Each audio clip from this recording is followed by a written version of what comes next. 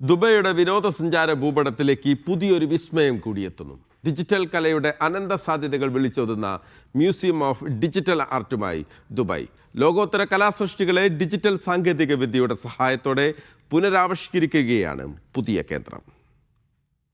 Dubai culture and arts authority chairperson Sheikha Latifa bin Mohammed bin Rashid Al Maktoum മ്യൂസിയത്തിന്റെ launching നിർവഹിച്ചു. Dubai കൾച്ചറിനാണ് മ്യൂസിയത്തിന്റെ നിർമ്മാണ നടത്തിപ്പ് ചുമതല. കലയും സർഗാത്മകതയും സാങ്കേതികവിദ്യയും ഒത്തുചേരുന്ന സാംസ്കാരിക കേന്ദ്രമായി മ്യൂസിയത്തെ മാറ്റുക എന്ന ലക്ഷ്യത്തോടെയാണ് പദ്ധതി വിഭാവനം ചെയ്തിരിക്കുന്നത്. അതിവേഗം വളരുന്ന ദുബൈയുടെ പുരാവസ്തു മേഖലയെയും സാംസ്കാരിക അന്തരീക്ഷത്തെയും ശക്തിപ്പെടുത്തുന്നതിൽ ഡിജിറ്റൽ ആർട്ട് മ്യൂസിയത്തിന് സുപ്രധാനമായ പങ്കുണ്ടെന്ന് ഷെയ്ഖ ലത്തീഫ പറഞ്ഞു. മേഖലയിൽ ആദ്യമായാണ് ഇത്തരമൊരു മ്യൂസിയം തുറക്കുന്നത്. പ്രാദേശിക കലാകാരന്മാർക്കും അന്താരാഷ്ട്ര പ്രതിഭകൾക്കും തങ്ങളുടെ സൃഷ്ടികൾ പ്രദർശിപ്പിക്കാൻ മ്യൂസിയം അവസരമൊരുക്കും. Media 1 Dubai.